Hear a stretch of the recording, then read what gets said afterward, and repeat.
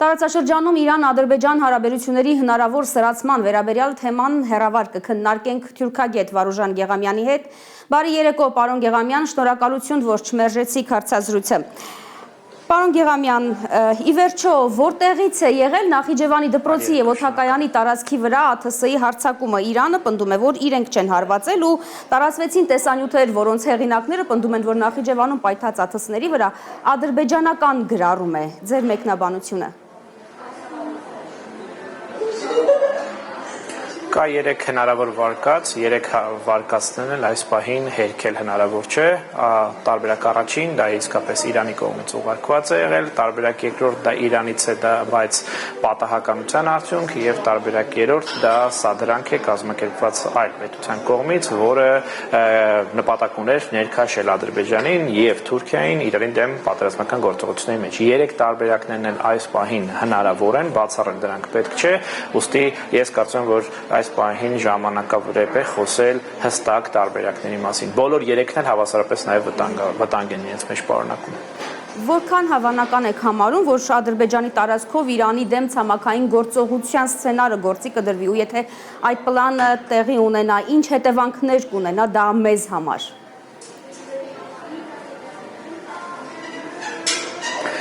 Ես կարծում եմ, որ այդ տարբերակը այն է Ադրբեջանի կողմից ցամաքային ռազմական գործողություններ Իրանի դեմ կարծում եմ, որ դա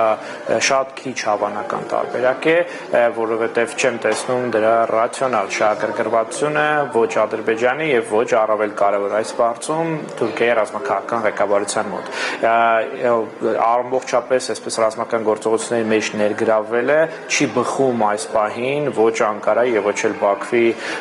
ռազմաքաղաքական շահերից եւ չի համապատասխանում իրենց հնարավորություններին։ Ոստի կարծում եմ, որ ավելի շատ գործ ունենք ուժի ցուցադրման եւ միևնույն ժամանակ նպատակաուղղված գործողությունների հետ, որոնք վերջնանպատակ են սահմանել Իրանի թուլացումը, բայց ոչ օրինակ մասնատումը այս փուլում կամ դրա, չգիտեմ,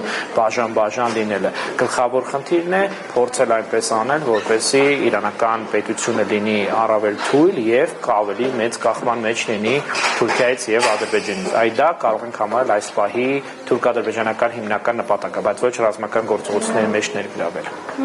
Շատ է խոսվում այն մասին, որ Ադրբեջանը օգտագործելու է այս իրավիճակը Իսրայելի դրդմամբ Իրանի վրա ճնշումը մեծացնելու համար, ու այդպես Արցախի համար Իսրայելին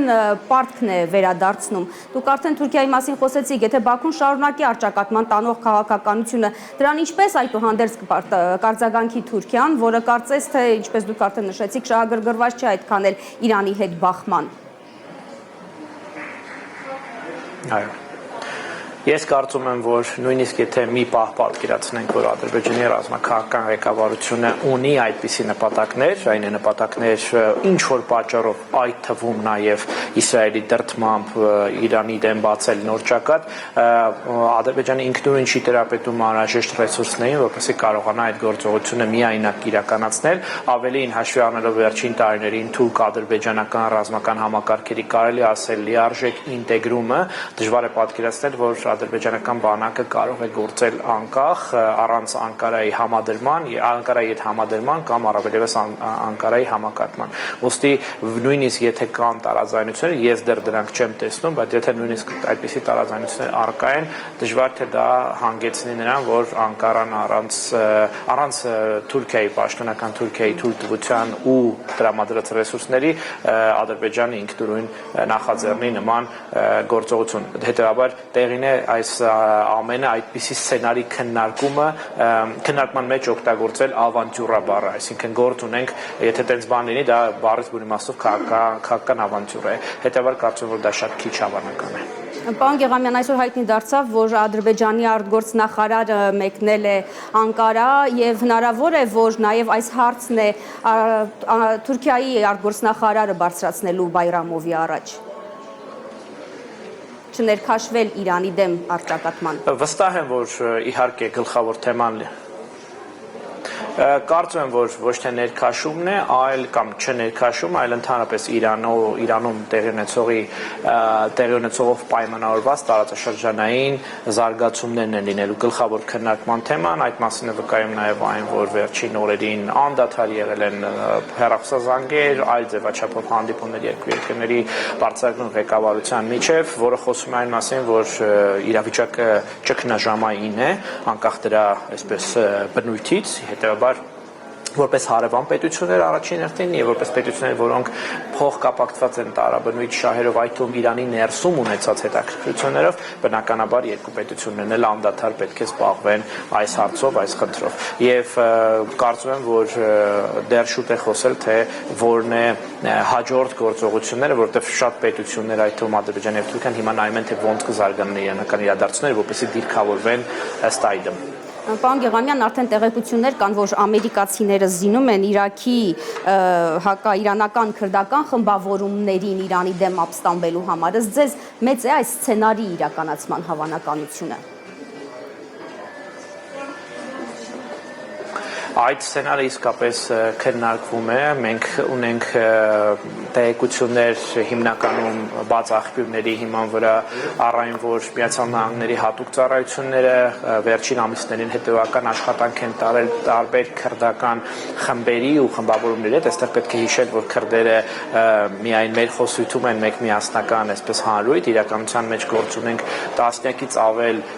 մեկ տասնյակից ավել քրդական խմբերի կազմակերպությունների քաղաքական ու ռազմական միավորների հետ, որոնք ոչ բոլոր հարցերում են գործում ներդաշնակ եւ համաձայնեցված իրենց գործողություններում, հետեւաբար խոսել, որ բոլորը մասնակցեն ամերիկա-իսրայելական սցենարով ռազմական գործողություններին, դա լիարժեք միամտություն է եւ սխալ է։ Ինչ վերաբերում է ինչքանով է հավանական, որ գոնե ինչ-որ խմբեր այդպիսի էլի ռազմական ավանտյուրայի կգնան, այստեղ ես կարծում եմ, որ այս փուլում վերջին 2 օրերին երևում է, որ այդ սցենարը լիարժեք գործի դնել հնարավոր չէ, պայմանավորված մի շարք հանգամանքներով, ուստի կարծես թե այդ հարցում որոշակի այսպես դեռ դանդաղում կա, բայց դա չի նշանակում, որ ամերիկա-իսրայելական կողմը չի փորձելու այնուամենայնիվ այդ խմբերին դրդել նմանատիպ գործողությունների, դրան գումարվում են, որ ամերիկա-իսրայելական ուժերը թիրախավորում են Իրանի արևմտյան, հյուսիս-արևմտյան սահմանները գրեթե ամբողջ երկայնքով, որոնք համընկնում են քրդերի հոծբնակության վայրերի հետ, այդպիսով փաստորեն հավելյալ միջավայր ստեղծելու, որպեսզի տարաբնույթ այդ քրդական խմբավորումները ունենան հավելյալ գայթակղություն ռազմական գործողությունների դիմելու Իրանի դեմ։ Պարոն Գեղամյան, արդեն 8-րդ օրն է շարունակվում պատերազմը, որի աշխարհագրությունը դեռ միայն ընդլայնվում է, որն է ձեր հիմնական եզրակացությունը հակամարտության կողմերից, որը ինչի է հասել այս պահին ու դեռ որքան կշարունակվի ռազմական այդ բախումը։ Արդեն առիթներ եղել է ասելու, որ մենք գործ ունենք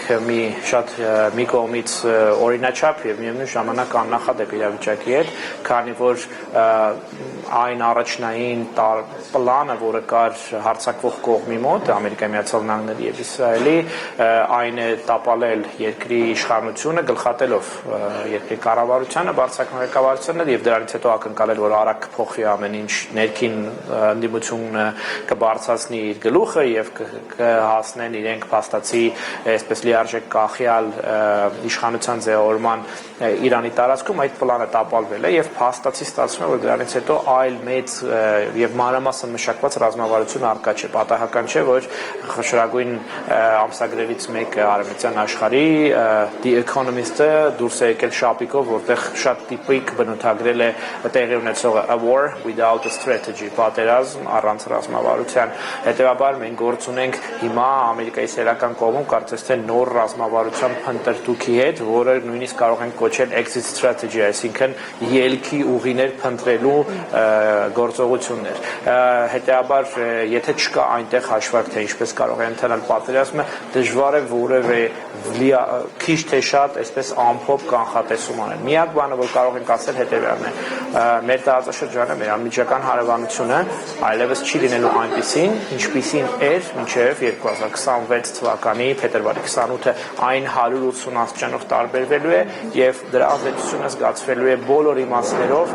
տարածաշրջանի բոլոր երկրներում, այդ թվում Հայաստանում, արդեն դա հնարավոր է զգալ ապրանքների որոշ տեսակների ակնկալվող թանկության, տարբեր նախկինում գործող լոգիստիկ ուղիների խաթարմամբ եւ այլ նմանատիպ ուրեմն խնդիրները, որոնք հարուցելու են տնտեսական, ապա նաեւ ցավոք սրտի ռազմական ու քաղաքական անվտանգության հարցեր։ Շնորհակալություն, պարոն Գեղամյան, հարգելի հեռուստադիտողներ, ես զրուցում էի թուրքագետ Վարուժան Գեղամյանի հետ։ Սիրով